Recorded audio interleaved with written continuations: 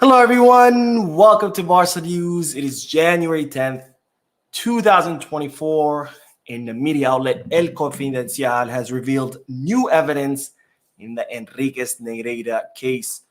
Also, it's reported that Barcelona will look to reinforce the left back position. And finally, the club have made a new offer for Lucas Bergvall. We have a lot to discuss, so let's begin.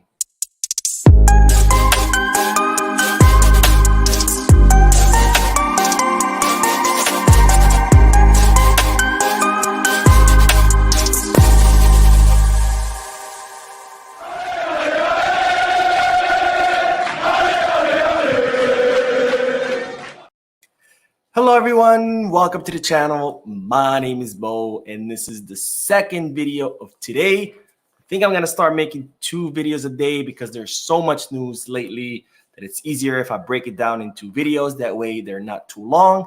And also I have noticed that whenever I finish making one video, there's immediately new news. So instead of waiting until the next day to make a new video, I will be making 2 videos now, one early in the day and one later in the night. And I haven't said that. If you haven't checked out the earlier video from today, make sure you do. Lots of interesting news in there, especially about the Barcelona and Nike sponsorship.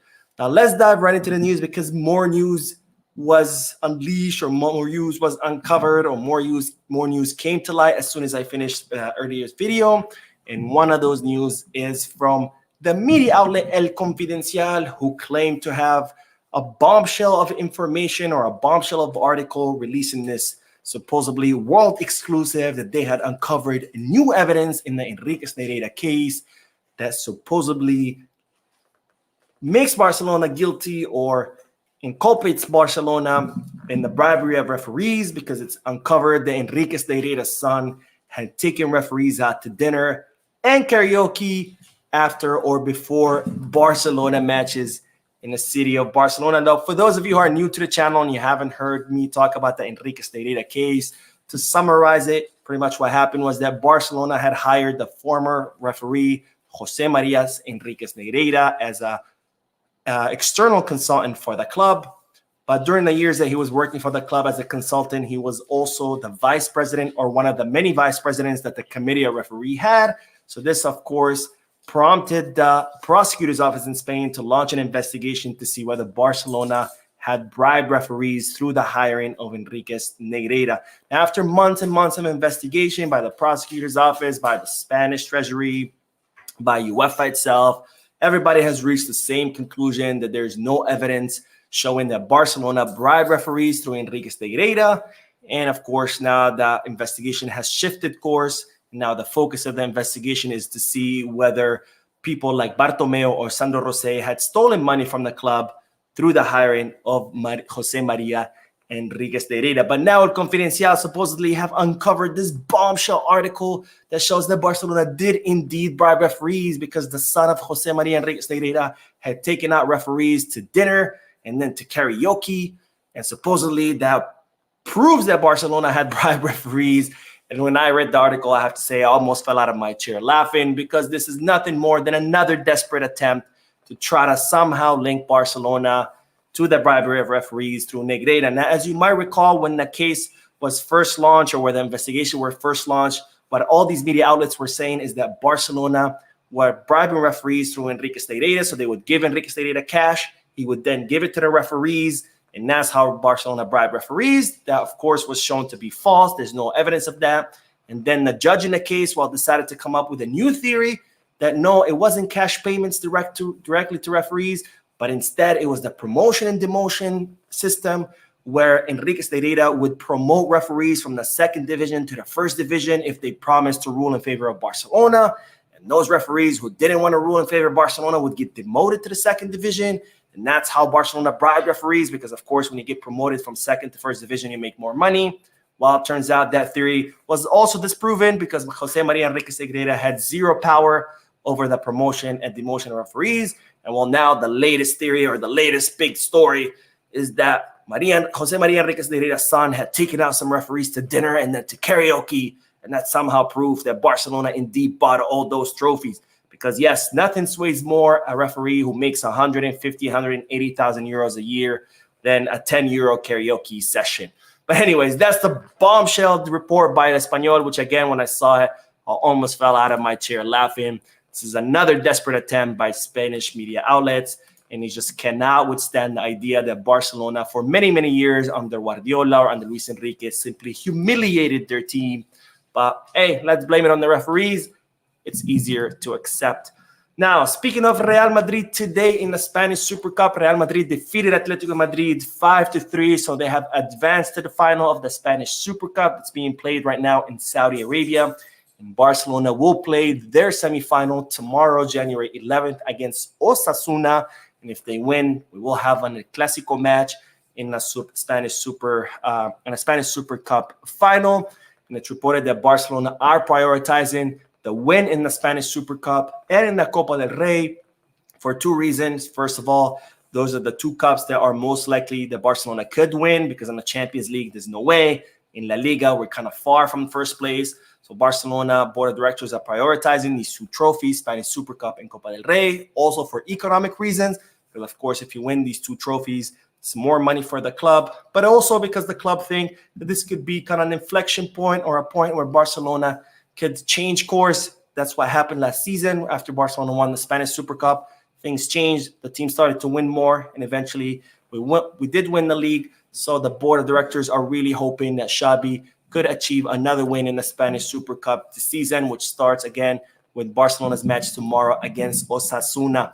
Now, speaking of the Spanish Super Cup, there are reports now saying that Joao Felix could start the match once again on the bench. It seems that Xavi and the club are still not happy, not only with his underperformance and inconsistent performance, but also with his attitude, which is something that I talked about in a previous video. Now, more news, because it's now being reported that Barcelona will look to reinforce the left back position because they believe that Balde needs more competition. Now, when Balde first emerged on the scene, there was, of course, our starter was Jordi Alba, and that competition between the two, at least that's what Barcelona believed, that competition between the two is kind of what pushed Balde to play and train and do everything as best as possible, which eventually led him to win the spot over Jordi Alba, relegating Jordi Alba to the bench.